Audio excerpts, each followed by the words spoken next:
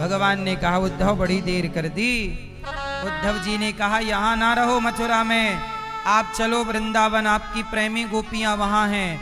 भगवान बोले मैं तो उन्हीं के पास हूँ, क्या बात कर रहे हैं आप तो मथुरा हैं। भगवान बोले गोपियां मेरे से प्रेम करती हैं, इसलिए मैं उन्हें कभी एक पल के लिए छोड़ता नहीं हूँ। केवल आपके ज्ञान के अहंकार को मिटाने के लिए सिर्फ लीला थी, वरना मैं यशोदा से कभी दूर होता, ना कभी अपनी गोपियों से, ना वृंदावन धाम से। भगवान कभी ब्रज से गए नहीं।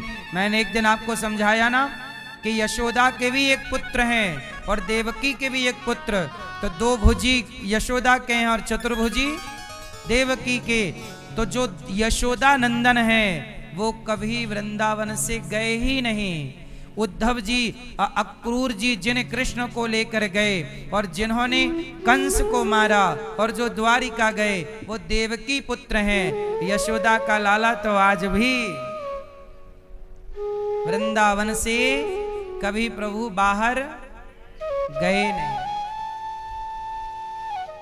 ये केवल प्रेम कैसे किया जाए, आप कैसे जानोगे कि प्रेम क्या है?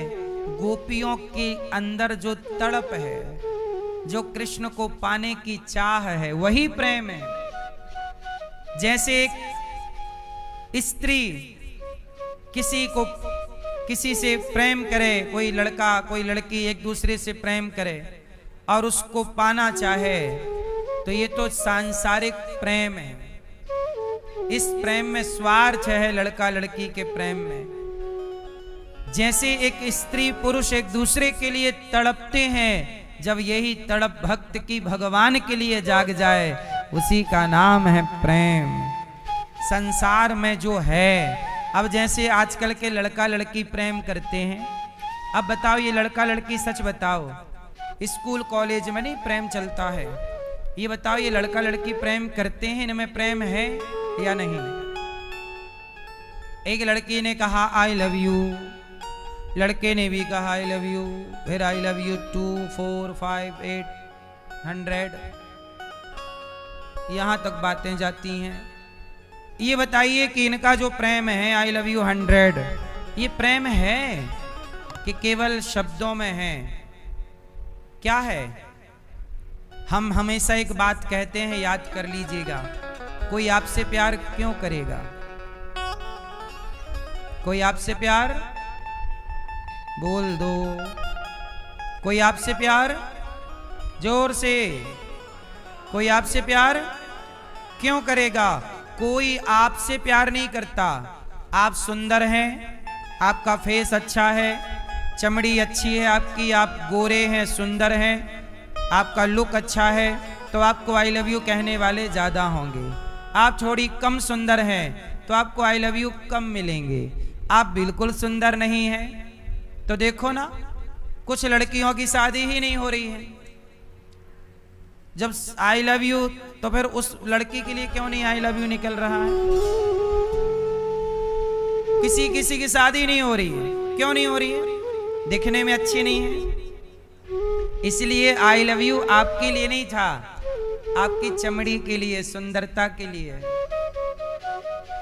इसलिए कोई आपसे प्यार नहीं करता, आपके बदन, आपके शरीर से प्यार है। और वो शरीर से भी प्यार तब तक है जब तक उसकी हवस पूरी नहीं हो जाती।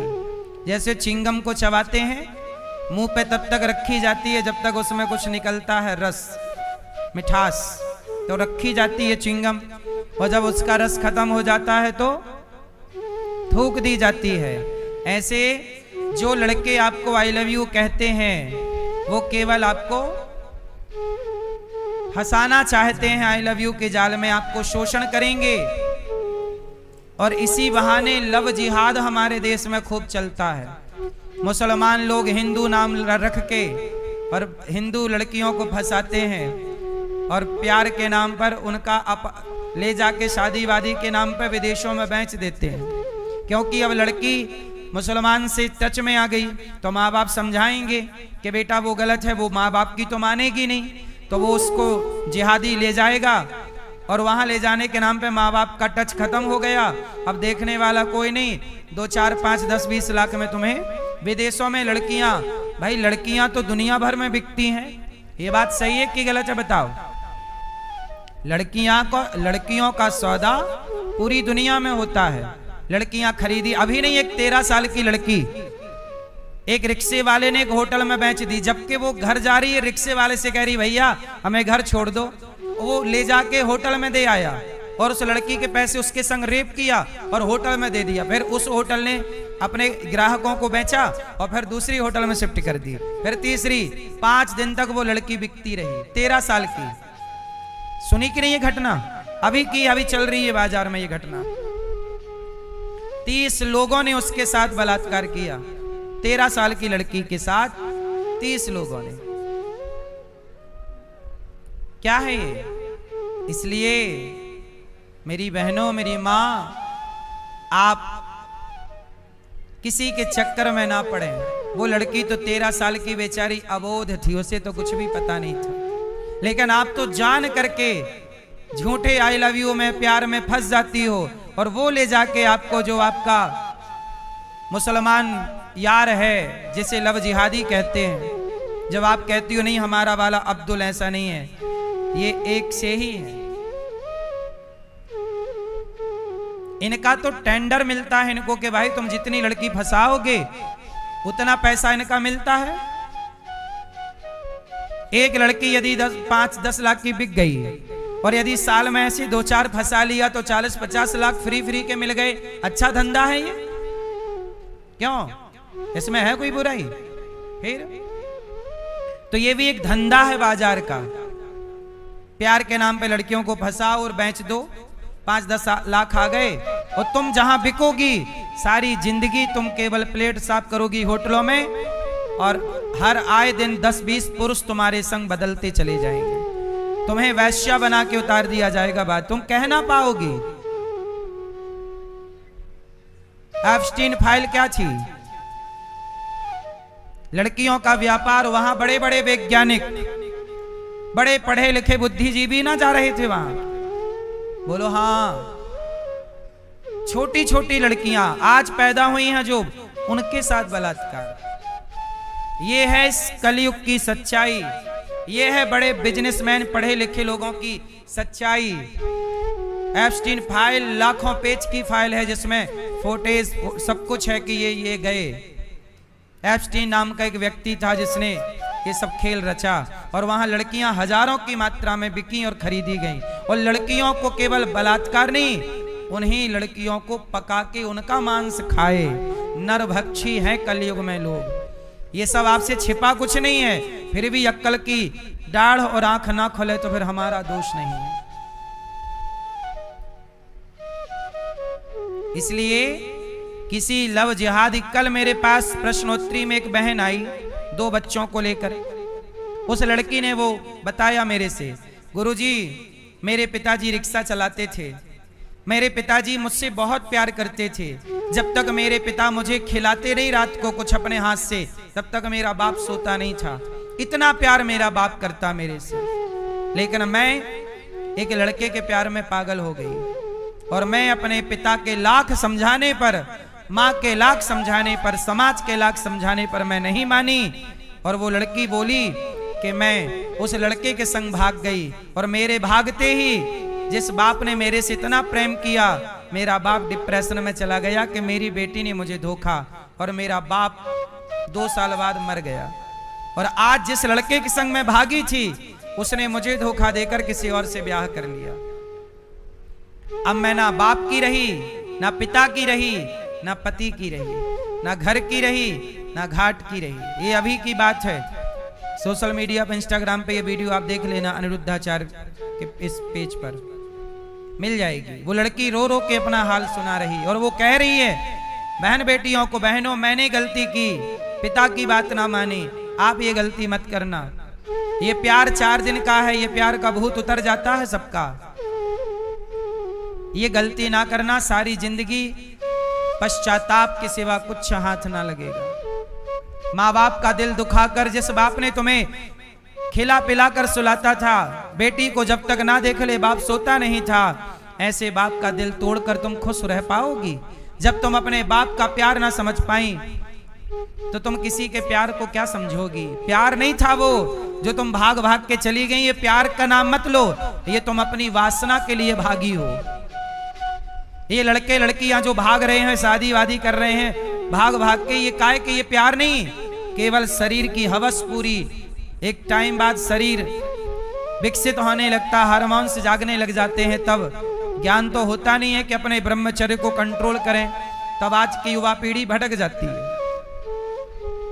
और वो किसी लड़का लड़की के चक्कर में पड़ के अपना चरित्र बिगाड़ लेते हैं। इसलिए आपके पास दौलत है ये मान्य नहीं होगा, चरित्र है ये मान्य होगा। हम सनातनी हैं, हम दौलत की पूजा नहीं करते, चरित्र की पूजा। दौलतमंद तो रावण था, उसके पुतले जलाते हैं, और घास की झोपड़ी में राम रहते थे, उनके मंदिर बनाते हैं, क्योंकि राम चरित्रवान है। राम चरित्र सुनवे को रसिया, राम लखन सीता मन बसिया। इसलिए क्या बेहतर बनाओगे? अपना चरित्र, अपना कैरेक्टर, अपना चरित्र से खिलवाड़ नहीं, समझौता नहीं।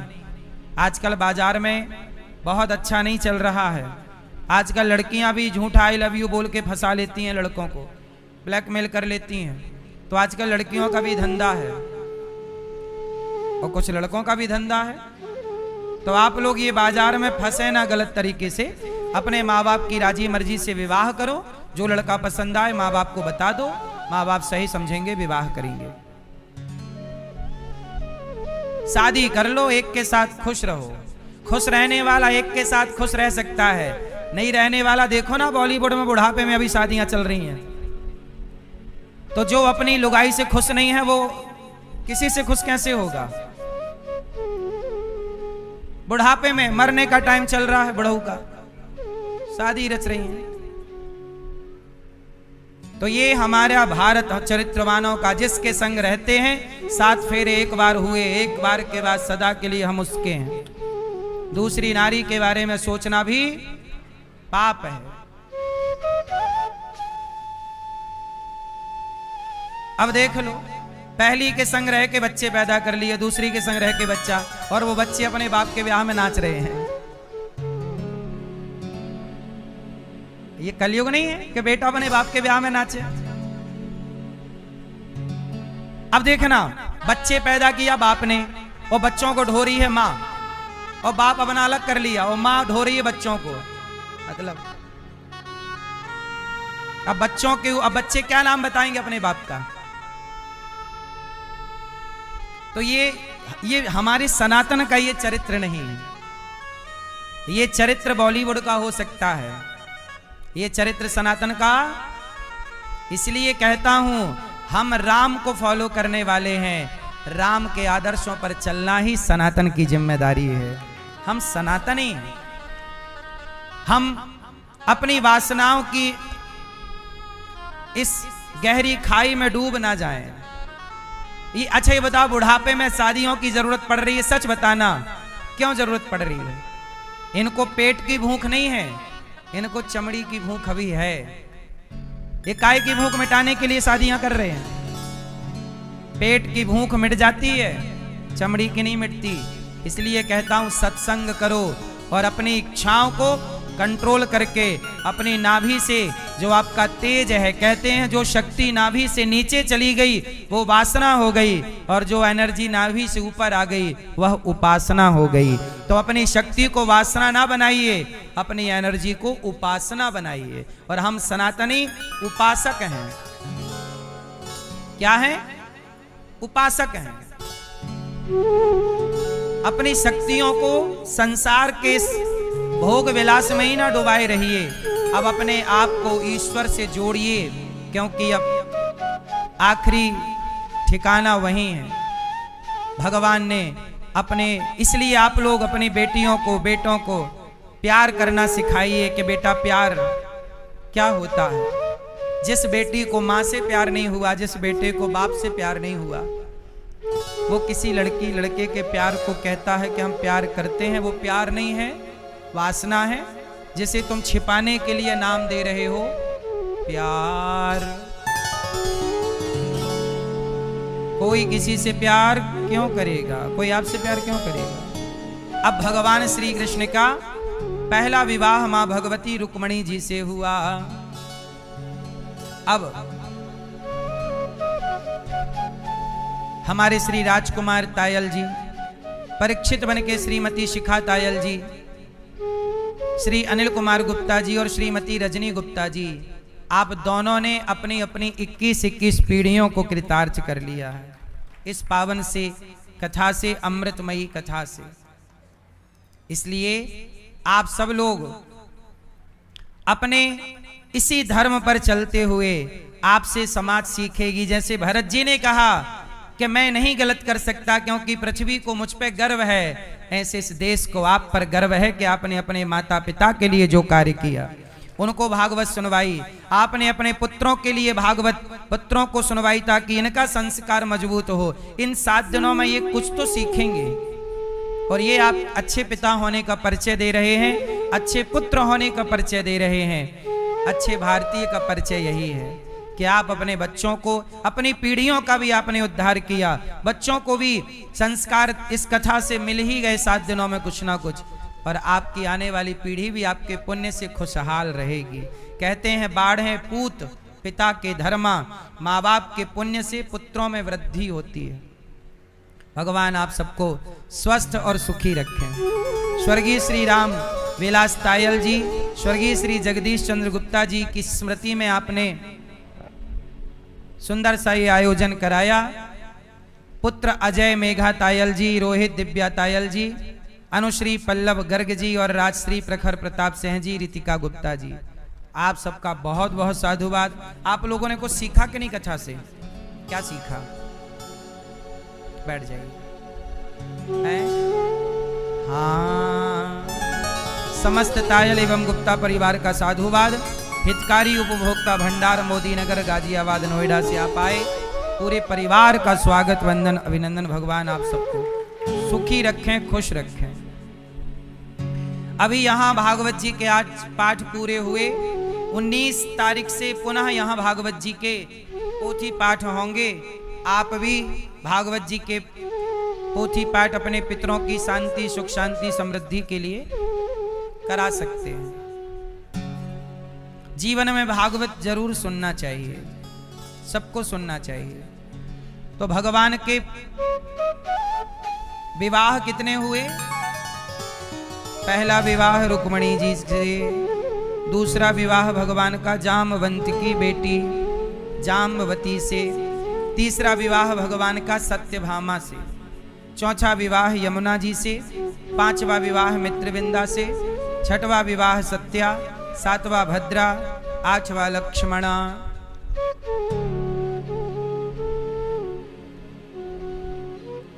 भौमासुर का भगवान ने उद्धार किया। 16,100 कन्याएं भौमासुर के बंधन में थी। एक भौमासुर नाम का एक व्यक्ति था, उसने 16,100 कन्याओं को बंदी बना लिया और बंदी बना के बोला मैं तुम सबसे विवाह करूंगा। कन्याओं ने भगवान को पत्र लिखा कि प्रभु आप हमारी रक्षा कीजिए। भगवान कृष्ण सेना लेकर गए और भौमासुर को मारा और कन्याओं को मुक्त किया। अपने अपने घर किराया भाड़ा लो। कन्याओं ने कहा प्रभु अब आप ही बताइए कि हमें कौन स्वीकार करेगा। इसलिए अब हमें लोग कहेंगे कि तुम तो परपुरुष के पास रहकर आई हो। जब सीता जी को लोगों ने कहने से नहीं छोड़ा तो भला हमें और आपको कैसे छोड़ देंगे? इसलिए हमें कोई स्वीकार नहीं करेगा, इसलिए आप हमसे विवाह कर लो। भगवान बोले तुम 2-4 होती तो कर भी लेते, 16,000 हो, 16,100। तब भगवान से सबने कहा प्रभु आप हमें स्वीकार नहीं करेंगे तो हम मर जाएंगे।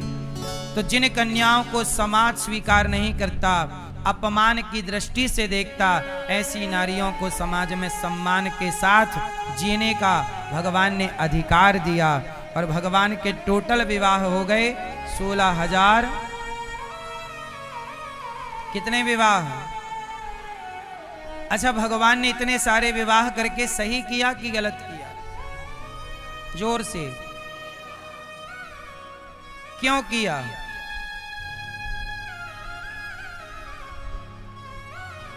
एक्चुअली ये भी पिछला हिसाब था जो चुकाया प्रभु ने। क्या था इसकी एक कथा सुन लो, जरा सी है। आप कभी बद्रीनाथ गए हैं? तो बद्रीनाथ जी में बताओ कौन है, किनकी उपासना होती है बद्रीनाथ में? जोर से और जोर से। किसकी? वहां पर कौन भगवान है? कौन? वहां नर नारायण भगवान है। कौन है? कौन है? वहां नर नारायण भगवान है। अच्छा, नर नारायण भगवान वहां तपस्या कर रहे हैं। एक दिन क्या हुआ कि भगवान नर नारायण भगवान की तपस्या को भंग करने के लिए देवताओं के राजा इंद्र ने अपने स्वर्ग की सारी अप्सराओं को भेज दिया। स्वर्ग की अप्सराएं उस समय थी 16,100। सारी अप्सराएं चली गईं और नर नारायण भगवान के पास गईं, तो भगवान नारायण के पास जाके वो नाचने गाने लग गए। अप्सराओं का यही काम। पहले साधु संतों की तपस्या भंग करना हो तो इंद्र क्या करते? अप्सराओं को भेज देते। पहले साधु संतों की तपस्या अप्सराएं भंग करती थी। आजकल भी कुछ लड़कों की पढ़ाई कुछ अप्सराएं भंग कर रही हैं। अप्सराएं कहीं गई नहीं है, तब भी थी, आज भी हैं। बस आपको बच बच के चलना है अप्सराओं से। तो आपको किससे बच के चलना है? अप्सराओं के चक्कर में ना पड़िएगा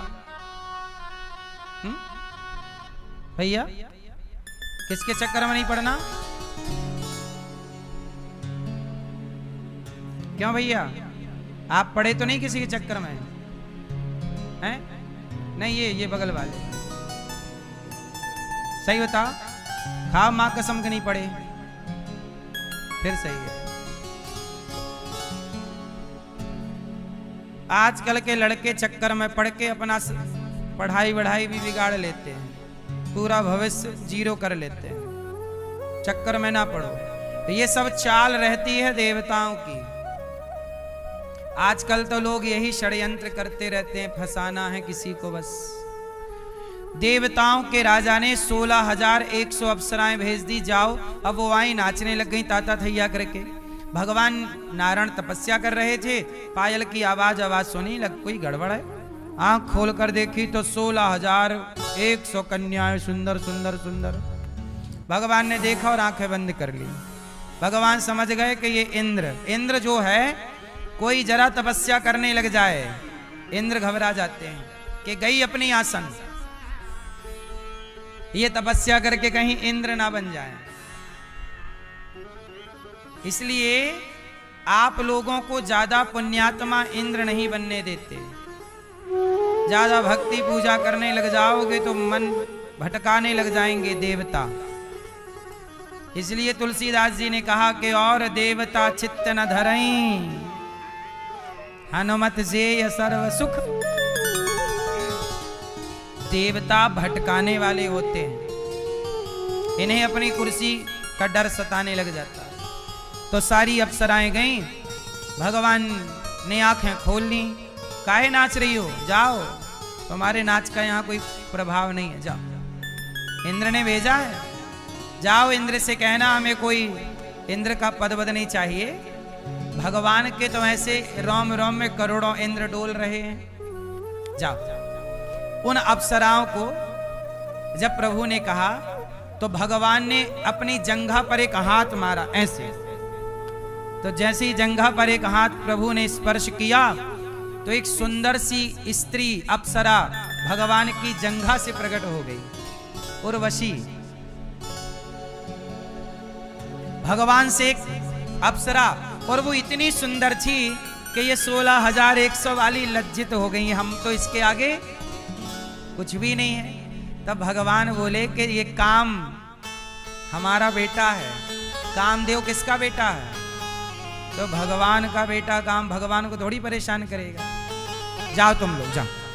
इंद्र से कहना कि इंद्र को कोई खतरा नहीं है, हम तो अपना काम कर रहे हैं, तपस्या। उन कन्याओं ने कहा प्रभु अब ऐसा है, हम देवराज के यहाँ नाच नाच के थक गई हैं, कोई भी आता है हमें नचवाने लग जाते हैं, हमें बड़ा अपमान सहना पड़ता है। एक बार आप हमें अपनी पत्नी बनाकर जरा हमारा सम्मान बढ़ा दीजिए। भगवान बोले यदि तुमसे विवाह कर लेंगे तो भी इंद्र का मनोरथ पूरा हो जाएगा, कि तपस्या बिगाड़ने भेजी, शादी वादी करके फंस गए। तो सुनो, तुम्हारी इच्छा है हम जरूर विवाह करेंगे, पर जाओ अभी स्वर्ग में, जब हम द्वापर में कृष्ण बनेंगे तब तुम स्त्री बनकर आना धरती पर, और तुम सबसे हम विवाह करेंगे। तो सतयुग में जो वचन अप्सराओं को दिया वही सारी अप्सराएं 16,100 कन्याएं बनी, और जिनसे प्रभु ने विवाह करके सतयुग में दिया गया वचन द्वापर में पूरा किया। इसलिए भगवान के इतने सारे विवाह हुए। अब लोग पूरी बात जानते नहीं है। भगवान तो वचन वरदान देते लेते रहते हैं, उन्हें तो पूरा करना है दिया गया वादा, इसलिए भगवान ये सब लीला रचते हैं। तो भगवान के हर रानी से 10 बेटा और 1 बेटी। तो भगवान कृष्ण के कितने बेटियां हुई? 16,108 बेटियां हैं केवल भगवान कृष्ण की, और 16,108 में आप 10 का गुणा कर दीजिए तो बेटों की संख्या निकल आएगी। इतने बेटे हैं, और सब रानियों के लिए प्रभु ने महल बनाए हैं। और एक बात और बताऊं, भगवान की पत्नियां कितनी हैं? जोर से। और कृष्ण कितने हैं? जोर से। नहीं,